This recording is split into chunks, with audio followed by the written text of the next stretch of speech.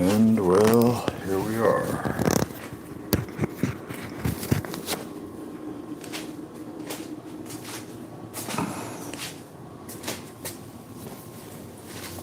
We already started walking, making some chicken, baking some chicken. And yeah, let's do this. Let's do this walk. So we've been walking for about 10 minutes. We're gonna do at least a 3-hour walk here while we cook chicken. We've got chicken in it, 400 in drumsticks, 400 in the oven. And I'll be, I took the fat off, the skin off. They're drumsticks. The way this oven works is I'll leave them in for about an hour. So we'll be checking on that in about 50 minutes. And then I've got 4 straggler drumsticks on the stovetop that I'm cooking up. And we'll probably do that over, probably be eating the potatoes so I don't let those go bad, and maybe rice. Potatoes are just a little starchy. A little bit starchy for me. But I don't think overall I've put on any body fat. It just makes, I don't know. I don't know if potatoes are the right food for for what I'm doing here. But I got them, so I'm going to eat them. I'm not wasting any food. But I find that rice is like the preferred carbohydrate. I think oats are probably right up there as well. I'll probably be stopping and eating some oats really soon. Oats and rice seem to assimilate really quickly for carbohydrates, quick carbohydrates. I don't know why it's quick. I mean, it takes you the same amount of time to metabolize the shit, you know, unless you're eating really simple sugars.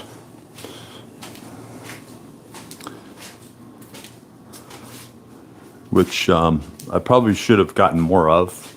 I think there's that monosaccharides are heavily looked past as a performance enhancement, dare I say, ergogenic substance. I mean, it really does. It affects your energy. It affects your mood. It affects your performance. So it really does meet the criteria. And then when you're coming from a more fasted state, your body quickly assimilates it, and you can store, I've even heard, closer to 200 and higher percent of glycogen storage in the muscle, particularly when you're coming from a fasted state. It's not too hot in here yet, but it is. I've got all these things cooking here, all this chicken cooking, so it is getting on the hotter side.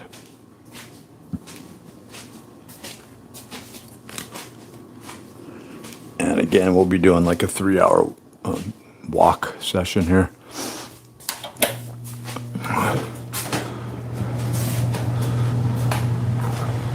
So the workouts have been a little weird. I've been trying to find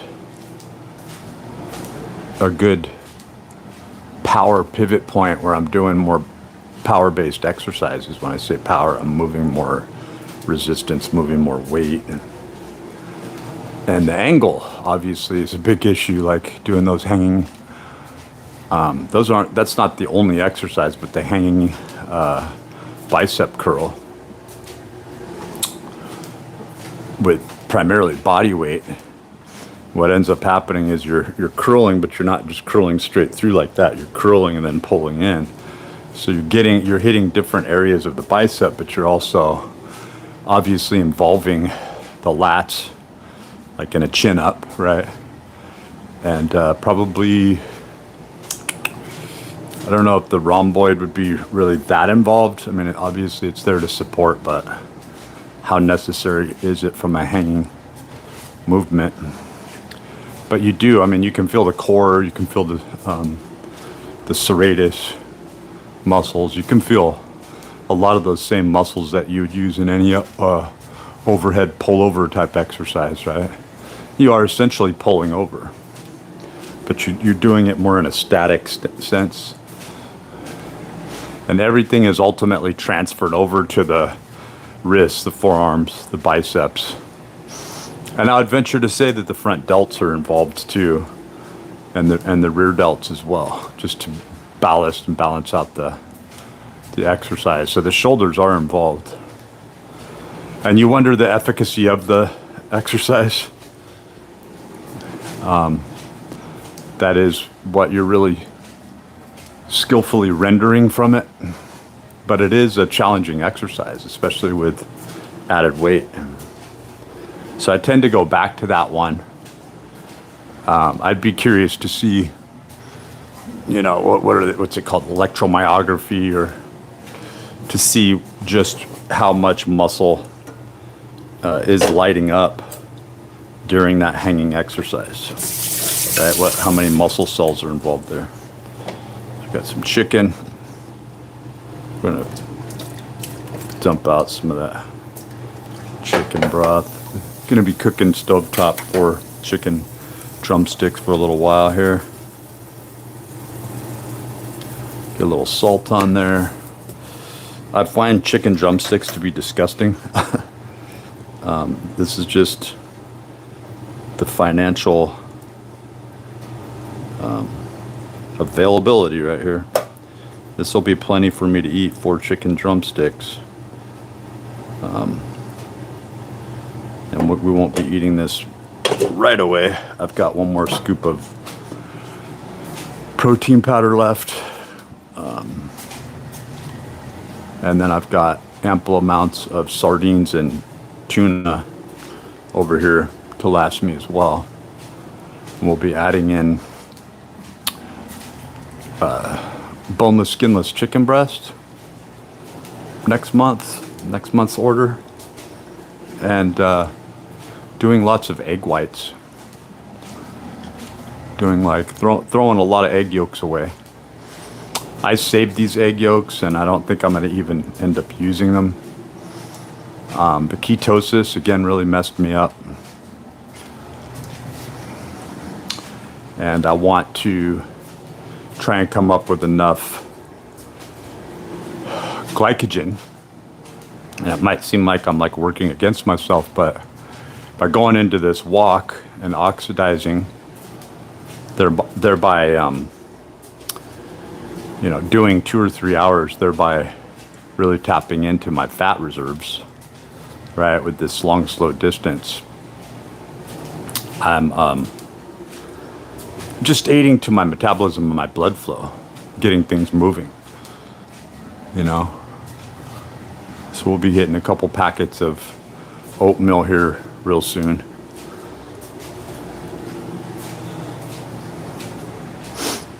And keeping the calories up. That's the tough part, you know, trying to stay lean while you add on muscle it's a challenge. Without walking, you're just not going to do it. Even bodybuilders on major peds are walking. And when I was doing that, and doing like a pretty serious cycle when I was 41, I had first done PEDs. Didn't do it out of insecurity, didn't do it because I didn't achieve all the things that I wanted to achieve. I'd already done it. That was a natural, and I think that the motivation aspect starts to slip away from you the most, and that's really what drives non-competitive. I was planning on competing, and I'd packed on a good amount of size, but I would walk 3 to 5 miles a day consuming 5,000 calories a day, and going out and doing heavy ass squats, and then I'd walk all the way back. It was challenging. And it's nice when you don't have any other options where you have to do it. You know?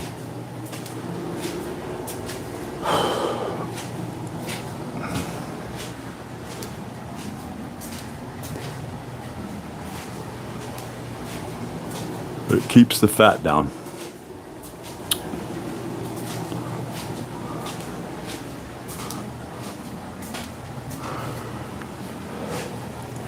So just getting a good flurry going here.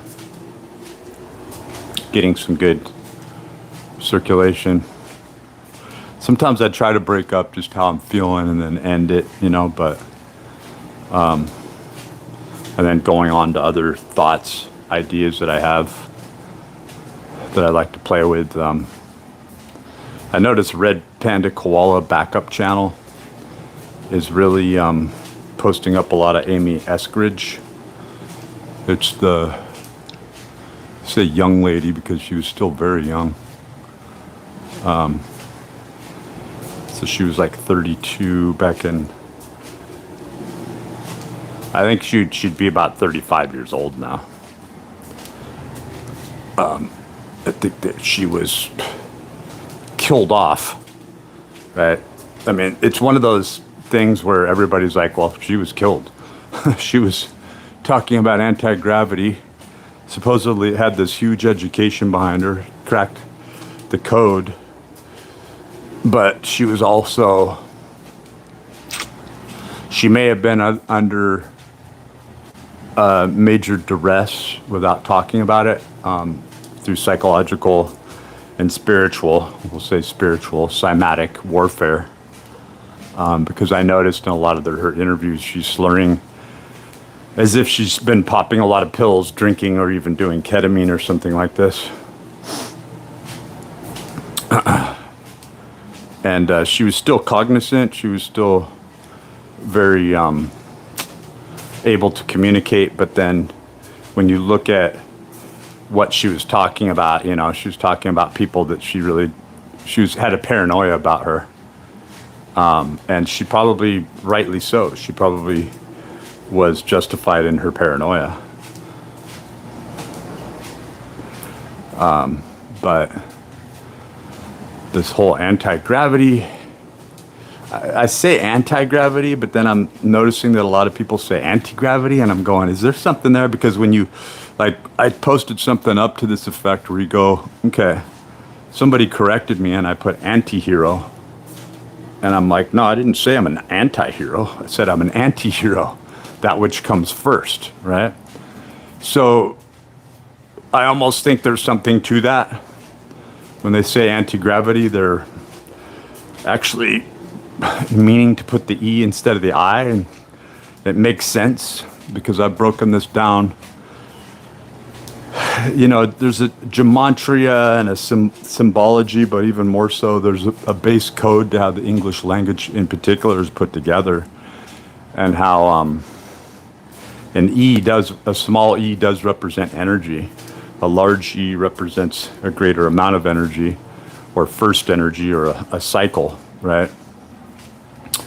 Like, for instance, when you take into account 322, I almost said 233, right? And it's interesting, but when you say 322, you're talking about the third cycle of a repeating pattern, right? So it gets into what I call catch-22, is where you're using principles. So this goes off into a whole nother area right here, but this is this is pertinent. So I wonder, bizarre question, did Amy Eskridge have an abortion? And people would be like, what the fuck? That's out of left field. It's like, exactly. When you say that's out of left field, you're talking about the field, you're talking about the left-hand path, right? Break it down. Everything that you say most of this stuff has Masonic origins as well, or Theban alphabet, or which alphabet origins, Black's Law Dictionary. So I think that there's ritualistically something going on here, something huge going on here, where abortion clinics are allowing rituals to take place where the initiate may or may not know what they're even getting themselves into. But in this respect, you have the father sometimes that shows up at the abortion clinics. It's pretty rare, but I showed up with my ex-wife, and we had we were young. I wasn't thinking about it. I would never do that in a million years now. But maybe I would. Like if I knew, like you just wouldn't put it in there, right? You wouldn't have done it. If you knew more, if you had more information, if you had all information, you just wouldn't have done it, right? A hell no situation.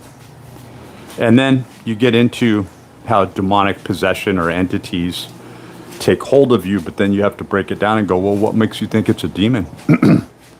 If this type of technology exists, why would they use demons? And then you begin to ask yourself, what is a demon, right? And demons are people. They're arid people. They're people that want power and control and think that they can live forever by codifying themselves. But did the idea come to them or did it meet them? So we're talking about the amassment, the accruement of energy. And we're talking about what soul, like a soul force really is. And that there are different practitionerships involved with how people amalgamate and take on more force, source power, right? And again, you know, it sounds boring. The Jedis and the Sith made everything boring, didn't they? And they put this sort of Jewish hue over everything where it's like, well, actually, it's not like Star Wars. Like Star Wars is a stopping point, leaving everything at mere speculation, right? Metachlorians, Gnosis, Geonosis, Aeonid star system. Goes on and goes deep. But is ritualistic abortion, when we say ritualistic, you have to make an appointment. They tell you to do certain things for certain reasons when you're going about this. Talk about a support system, talk about this, talk about that. Suddenly you realize that this is a laboratory setting of ritualistic spiritual taking over. You're not evicting the body in this case like a red rite ritual. You're not evicting the host of the body and saying, no, get the fuck out of here, this is my body, right? That's talked about, depicted through these occult rituals, but the opposite is happening where it's going. The mother knowingly has paid a professional to murder you. She has commissioned it. She was going about the process, right? And going through the process. It's state sanctioned. Makes you wonder about the state, but we won't get into that. These civic arms. And she is sacrificing this child and then taking on the energy as a practitioner now, as to say, I'm taking the karma of this child. I'm taking the energy, I'm taking the promise, I'm taking the karma, and I'm essentially quite possibly doubling up my source, my force energy. And so I wonder, the people that have gone through this initiation, and if you want to wonder about this and think, oh, that's ridiculous. Well, that's what Zachary King even talks about, who was a high priest in the Satanic Church. He talks about that being one of the main mechanisms. That is like one of the main things that you have to do is you sacrifice your firstborn, the first that would be firstborn, right? You sacrifice them, and then even more so, you eat them or drink their blood. So without eating them, without drinking their blood, but sacrificing to the state, to Colombia, to the Statue of Liberty, to this falsified, dark, arid, feminine power, right? It bolsters the connectivity with the spirit world, if you will, or it makes the computational system have to do less work because now this woman has absorbed the algorithm, right? She has taken on. So I would venture to say that unborn children, as people fight whether or not they should have rights and so forth, that the deep state recognizes them as individuals, so much so that they even have a numeric value, like the social security number does later, right? So then you look into that and you see the registry of this woman getting an abortion and what an abortion is. It's registering that there was another life, that there's a number, a receipt, a date, a time, right? A doctor was paid, commissioned, a practitioner. And where information and comes from, right? Where information comes from. I see Gary Nolan's back on the scene, talking about this Nazca mummy bullshit, right? So his campaign, he ducked away. He went, I'm the fuck out of here. And then all of a sudden he's back out. They're telling him to get back out there. They're telling him, go girl. You get back to work, girl. Big-headed little Irish body weirdo. I think he's one of the darkest people if you look at his eyes. I have plenty of money. I don't need to do this. Well, I could always use more money. Like all he cares about is money. All those confabulated, bloated, fucking Stanford people, man. Palo Alto people. Can't stand them.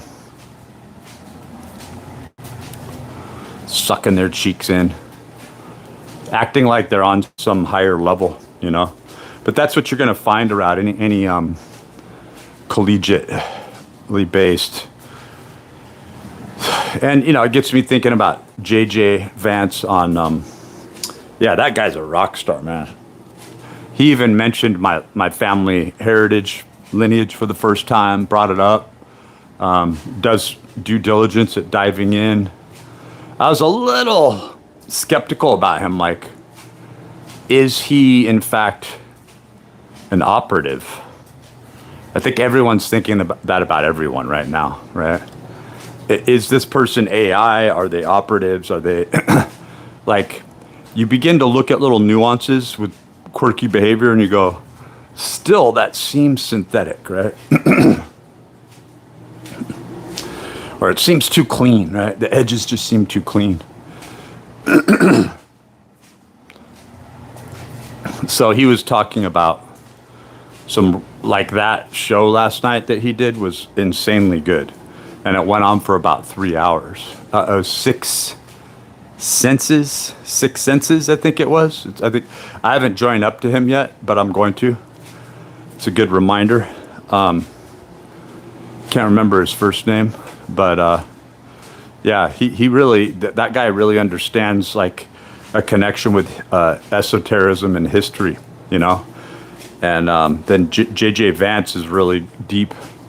I think his brain hole's getting bent because the questions that he's getting and the connections are just causing this rapid genesis of evolution in belief systems, where you begin to look into your own genealogy, you look at history, you start to see something really weird's going on around you, and then you notice that all these subjects from Tartaria, not saying anything about it, inner Earth, not going to bring up flat Earth, but I'm going to say that there's something to the idea and the science when you get into pi disks and flat time and what there is. So I don't think physically that exists, but I think from a codified sense that dimensions can be described almost like flat planes, and that they do corkscrew in, but that they are sanctioned off, right? So we're talking about energetics and the fact that there isn't a corporeal aspect to anything that doesn't involve energetics. And the energetics or spirit is the driving force behind all actions and deeds, but a machine can rile up the atmosphere. So can a machine pose itself as authentic, start a fight with somebody, and get human beings fighting, right, when it was just a prompt? And people thought, oh, this machine is a real person, right? So we're doing that right now, ritualistically with animals. We're sending in all sorts of robotic surveillance technology, posing from llamas to, like, have you seen a lot of these videos? They're all over the place, but you better believe it gets much deeper than that, and I'd heard people talk about this, and I didn't know whether to believe it or not. I mean, we're talking like close to 20 years ago where people are talking about fucking mechanical crows or birds coming up and looking right at you. And then there's also the suspicion aspect, right? And there has to be some congruence with a wave pattern, a thought process. And what the problem is that when we do drugs and we produce scattered remnant thought information that doesn't necessarily come from anywhere, right? They're aphorisms, and it doesn't go into anything, right? And so there's this celebration of this techne or this art, right? And to say that's your technology, that's who you are. Your art is your expression. And then you go, well, what if this individual were to develop more? Let's give them another skill.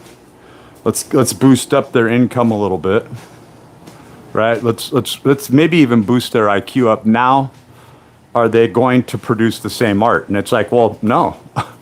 So art becomes the expression of, this is where I'm at. This is where I've got what I've got in front of me. This is what I can do with it. Fuck it, let's do it, right? So from cutting beat tracks to spray painting fucking walls, underpasses and on trains and shit, to coming up with some really strange, funky art. Yeah, art does bisect, bifurcate, right? And fractionate the intellectual position of an individual. It says, I am an individual, and this is what makes me an individual. But the quality or the worth, the value, is determined by a consensus, right? So you've got something where at one time, Robert Mapplethorpe, with his weird pics of his butthole and his whip up his ass and stuff like this, is seen as a mere artistic expression. And you could get deep into that and say these are the civic arms of democracy. This is the the aberrant aspect that comes about when you believe and posture something as if egalitarianism was a good thing and should ever exist, right? Because there's more than merely suggested notion that look, you idiots out in these sheep out in the field are following each other. You'll follow each other off a cliff. You know, you run in these directions that are just based on alarm. You are a nervous system sunk into a primal element of reactivity, and you think that the bulk of you, right? And this does work. Like I was watching a video where these sheep just knew to move from one side of this property to the other, and the overhang. I don't know what they had going on here, but it was like a farm in middle America, and it was like to protect these sheep, this large herd from, you know, rain and so forth, right? So, and the elements. But all of a sudden, this fucking tornado comes up, and they just knew instinctively to move from one side to the other, while that thing was just fucking torn up and flew away, and they would have been pulled up and flown away, but they moved just far enough and they stayed together, right? So there's that understanding, and a telegraphic aspect to this, right? Like, they saw all the signs and it was a primal primordial thing, but there's also a nervous system running through them all, right? There's a mind, of a collective mind, that as long as they're together in such a way and thinking such a way and really releasing themselves to the hive or the collective mind, they can survive. And right there it proved, wow, that does have a working efficacy to it, right? Whereas then you look at Bill Cooper's assertions with the sheeple, and you see that once deviant neurolinguistic aspects are introduced, this doesn't work so well, right? Like, you sense something evil, but then this person's smiling at you, right? You sense that something bad's going to happen, but this person's giving you candy, right? And it's almost like there's a laughter going on with these Michael Aquino-esque organizations, and they are organizations. They're funded. They have an operational awareness of their principles. We're talking about principles. Like, when I go through anti-principles, I'm not merely suggesting, oh, now you're supposed to feel butthurt and angry and repulsed, like, you know, you get from fundamentalist Christian, really universalist sermons, where they're just trying to appeal to everybody, and they're appalled by how everyone outside that church thinks. And once they go outside that church, they are people outside that church. In fact, there are people outside that church when they're in that church, and how much of them is actually involved with, right? So it becomes a money thing, right? Like, you're going to grab money from the left and you're going to filter it into the right, but the right has now become the left, and you live in this left-hand paradigm, right? So it's getting hot in here. Got to keep hydrated. I think that's what fucked me up yesterday, is that I wasn't drinking enough fluids.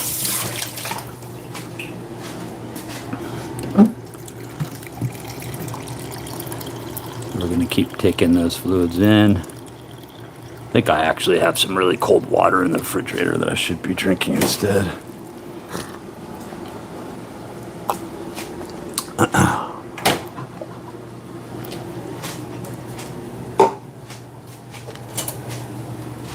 That chicken's getting overcooked, probably. Oh yeah. And that's the way I like it, is that I like to cook the living crap out of it, and I've heard that bumps up what's called ages. right? Overcooking foods.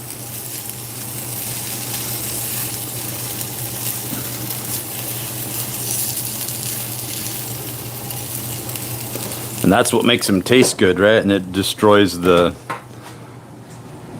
protein as well. Yeah, that oven's probably kicking up. Gotta watch that too. Shouldn't open that, but we've got about 25 minutes before I take that out. We're gonna debone it after we cool it off and store it together and eat it over the course of the next couple of days with some rice and stuff and get in some nice protein through that chicken. And we do what we can do. And people who just sort of slop and think, like you look at that, you're talking about chicken, and it's like when you get eating for a specific purpose, right? It becomes a question of alchemy and available elements, right? And it's not just like slopping on any food that you buy. Oh yeah, there's protein, fat, who cares? And it's like, do you know the quality of the protein and the fat, right? In that junk food you're eating. And the fact that none of it is even gonna go to where it needs to be for you to even survive, right?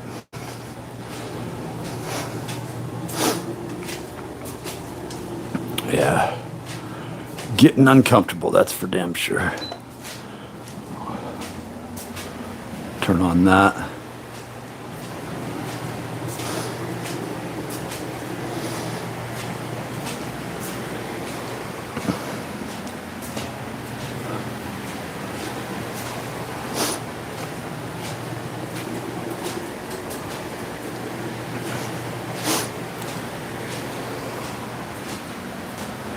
And then what I'll typically do is when I am done cooking chicken, and this is, you know, pretty much done, I'll actually put it in the microwave to make sure that it's even cooked even more.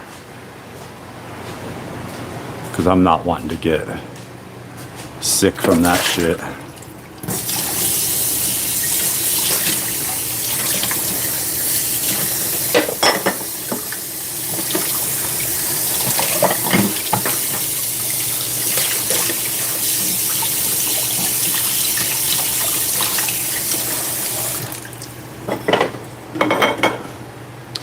And yeah, it's starting to get a little bit like there's just like a little alarm system that goes off where it's like, dude, you need to take in some carbs to keep those calories up, you know?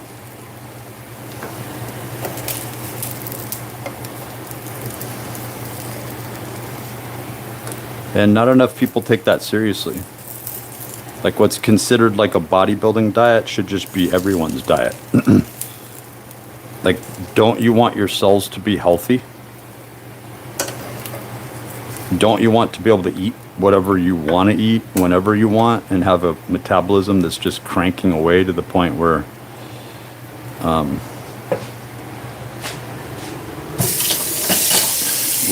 your vitality and your health is unquestionably in an anabolic growth process? So the conceptualization of this is a bodybuilding diet. No, this is a cell building diet. This is what you should be doing. And bodybuilders, it pisses me off that these steroid-toting bodybuilders are now, many of them are healthy. They came off the abuse of the PEDs. They went on to TRT, right? And now they're still buffed. And they're not going to reach 80 years old. They just won't. Like Lee Haney, as young and healthy as he looks, younger and healthier than he looked when he was bodybuilding 35 years ago, competitively winning Olympias, he'll just die of a heart attack. in his 70s. They all do. Just die in his 70s. Because I think it creates, and the reason that Jack LaLanne didn't is because he lived into his 90s, I think. He did aerobic exercise. You know?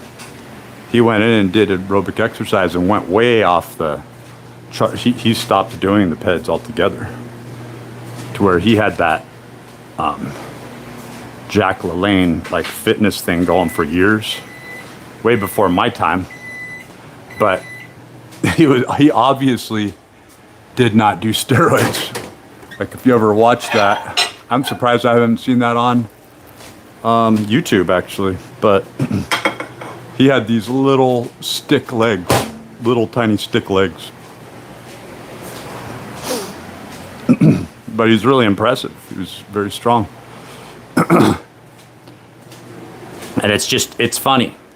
It's like they have to bloat themselves up and pretend that they were all, natural and lie about it. And you really wonder.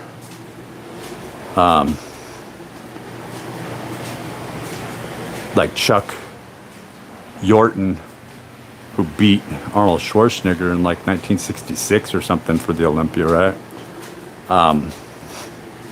Or was it Universe? I don't remember, but I was watching something to that effect. But he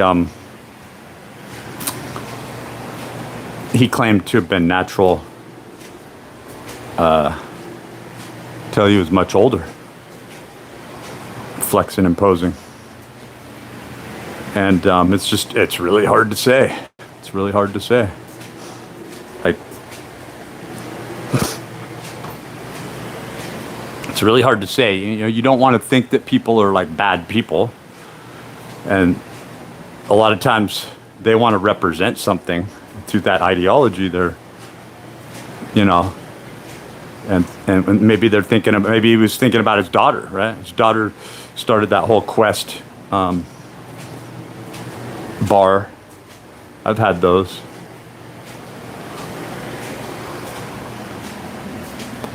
Using his name, really. Then acting like she wasn't using his name. Never mentioning him, but getting all the perks, right? Getting all the perks. Everybody knows, oh, that's Chuck Yorton's daughter, Jew. And then it's like, I'm not going to mention it in any interviews. I'm going to act like I did this. I'm a self-made woman. But you can see the witch. You can see the vile witch in her and the vile witch in all these women. It's like, where'd the information come from? Right? Where'd you get the idea? You're so enmeshed with the entity that has taken you over, and maybe you are the entity. And this all goes toward a head witch, right? This all goes toward this octopus or this spider that's depicted that no longer needs a body. She's got her daughters. She's got her army of daughters, right? That are in every area. IBM,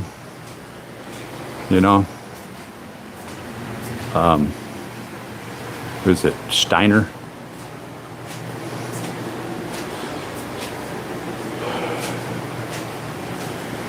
Yeah, it's really fucking hot in here.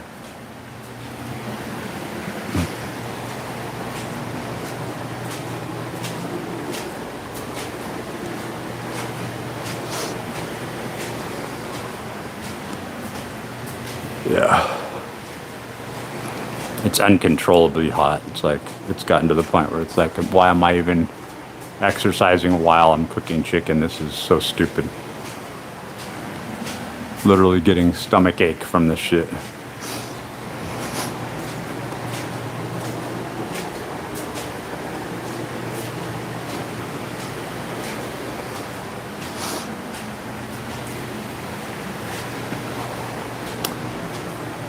Yeah, we'll see the timer, 44, yeah. We got 10, 15 minutes before we take out the chicken.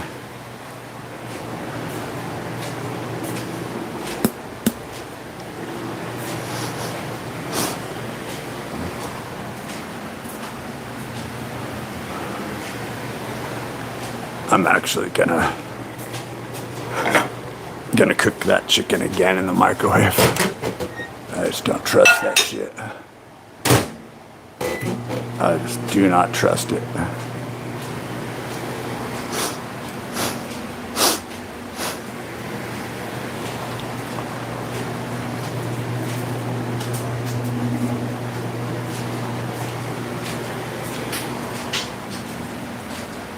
So we got one more scoop of protein left. We're gonna do protein and oatmeal here in the next few minutes. Hour one of our walking. And trying to see if I can come up with some good solid base energy to do some squats.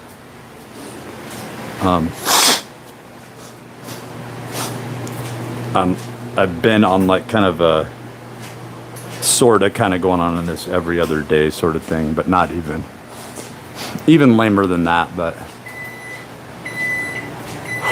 the recovery is slowed down, and I am impressed by how the carnivore are used in conjunction with ketosis or with glycolysis, where I'm going back and forth, makes me even denser, right? Like my recovery doesn't go toward hypertrophy, but a harder, more dense muscle structure, right? And then I go back in and I glycogen load and go through that, and it's like, it just solidifies my strength gains, right? So I'd really like to be able to get into a gym and see where I'm at.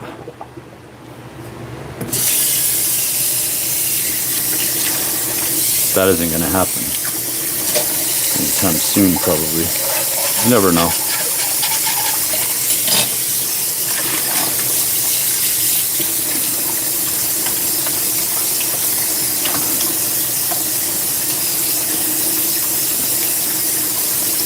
Consensus has hit the web.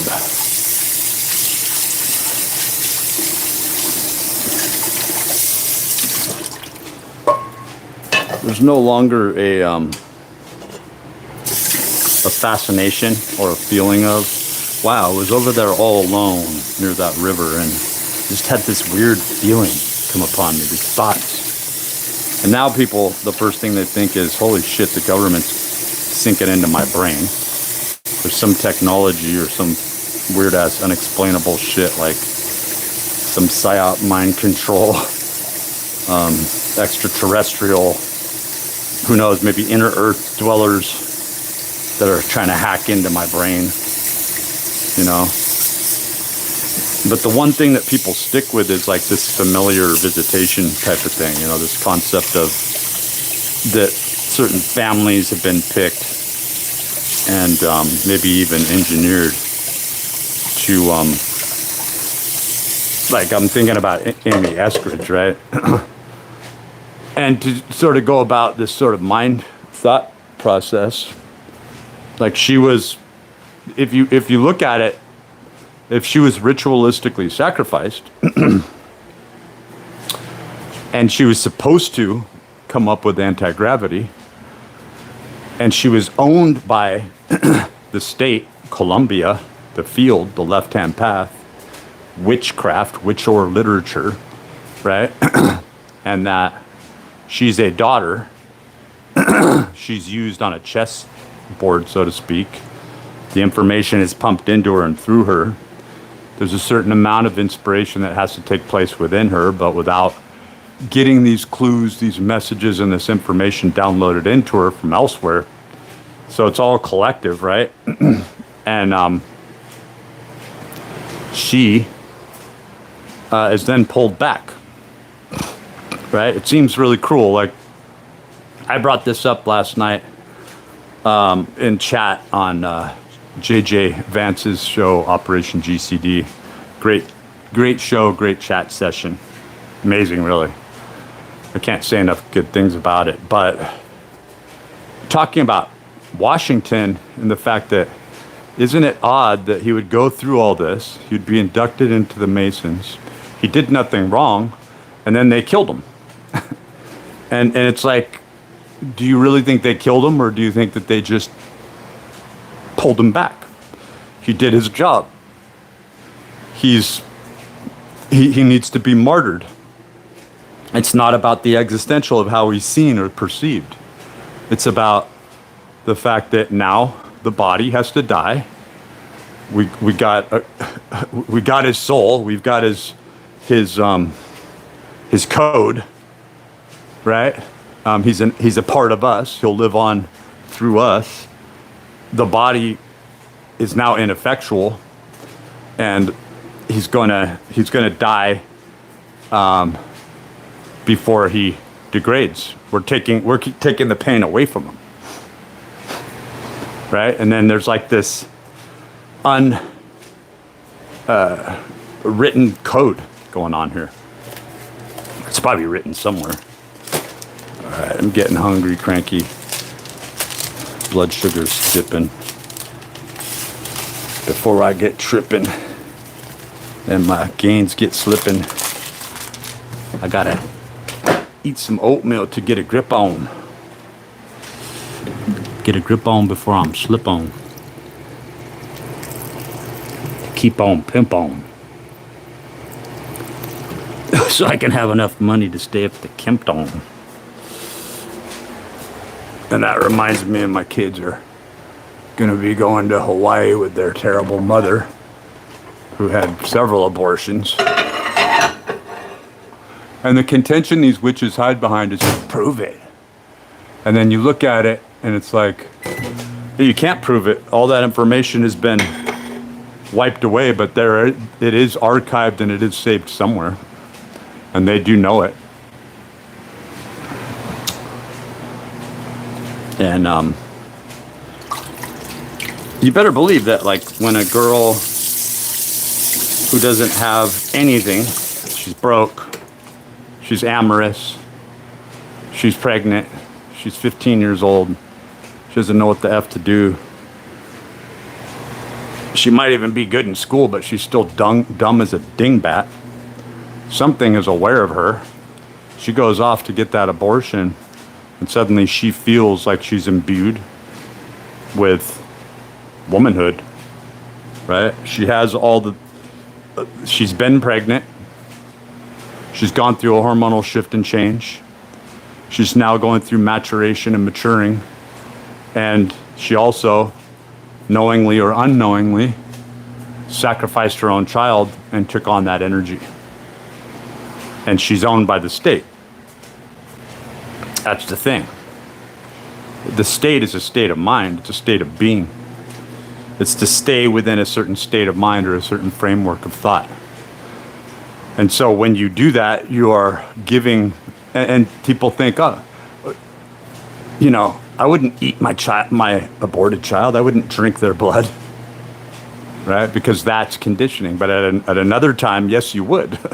You'd be like, give me that, man. You're not taking that soul power away from me, right? So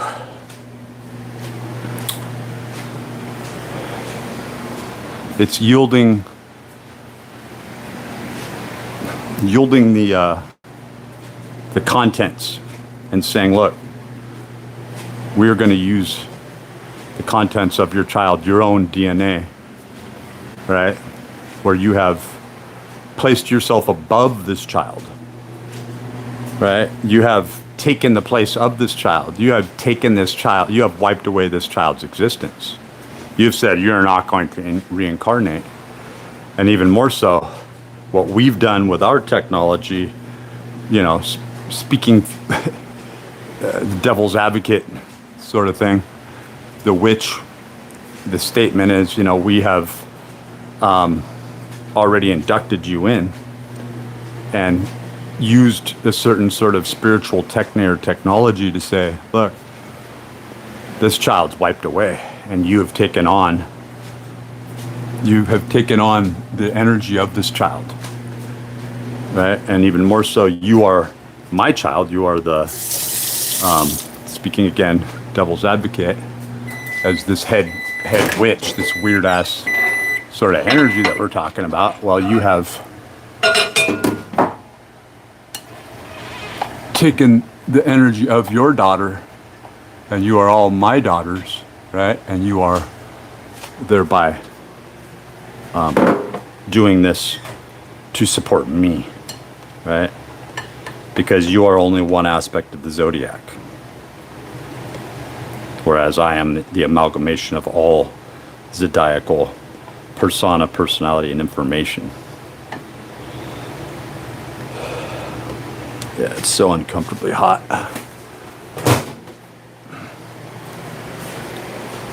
So we'll be turning off the oven really soon.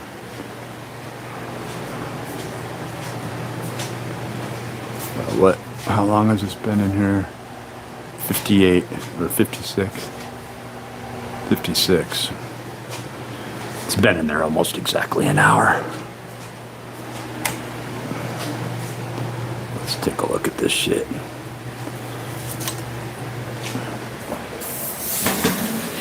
Oh yeah, that's definitely done.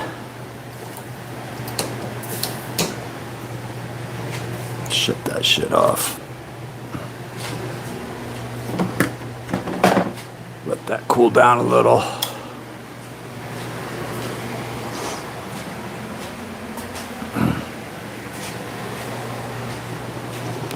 Yeah, I feel like utter shit, man. I really do. Might be just from taking in too much caffeine. I had to cut back on that.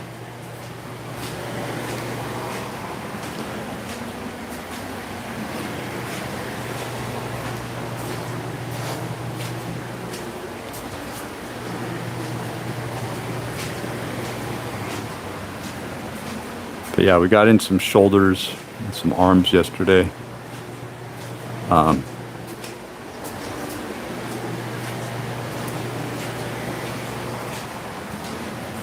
don't know. I think I could have done more. I've just been in a shit state of mind. But I got 4 or 5 sets on everything, and it was like I was doing this circuit where I was working them all together, right? Which, if you say, oh, I only got 4 sets of bicep curls, right? But here you are doing other exercises, your whole body's involved in everything you're doing. So that pre-fatigue keeps a dynamic tension, whether you're aware of it or not.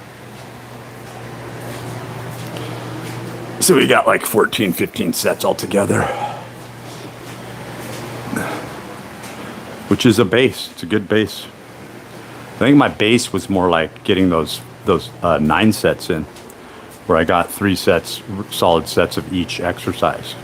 When you're using heavy resistance, it changes. It's not like just doing 3 sets where, you know, you're in ketosis and you're doing like pull-ups and you can feel it and it's making a big difference, but it's really just toning and defining, and you're not adding to hypertrophy. Well, once you add on the weight and the carbohydrates, pumping the carbohydrates in there, those 3 sets become much more dynamic. You know, you're moving your body weight, number one, or I am. Yeah, I'm still a little sore. I was thinking, do I want to do a few rows or chest presses? I think I'll be feeling up to it tomorrow. And then when I think, oh, should I do legs today? And it's like, well, then you won't have the energy to really hit it tomorrow. So I'm still trying to build this up, and that's what going into ketosis really hurt me, is that I was getting a good energy flow going, and my recovery was improving and increasing, and then I just stifled all that by zapping all my glycogen. Right? So I was doing, and the goal was and is hypertrophy. You've got to have glycogen to do that. It's like you have all these idiots and doctors that are complete idiots that are just not understanding, dude. You have no definition. You're probably playing with TRT where you wouldn't need to. Just admit that you need glycogen, you need carbohydrates to store in your muscle cells, and you're not going to be able to achieve 18-inch arms and 50 plus inch chest, and right, you're not going to be able to do all this unless you're and have a well-rounded, lean, powerful physique unless you're eating glycogen, carbohydrates, unless you're taking in CHO, unless you're glycogen loading. And even more so, you then have to nurse it, and you have to it's not just an aspect of it, it is fundamental that you have to then tend to it as if you're tending to a fire, where it's like, oh, my carbohydrates, my glycogen load's dipping down. I got to get back in there and eat,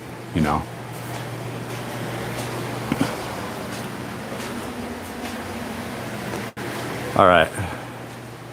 We're going to call that a first hour. Maybe we'll be back. Maybe we'll even work out later. Who knows?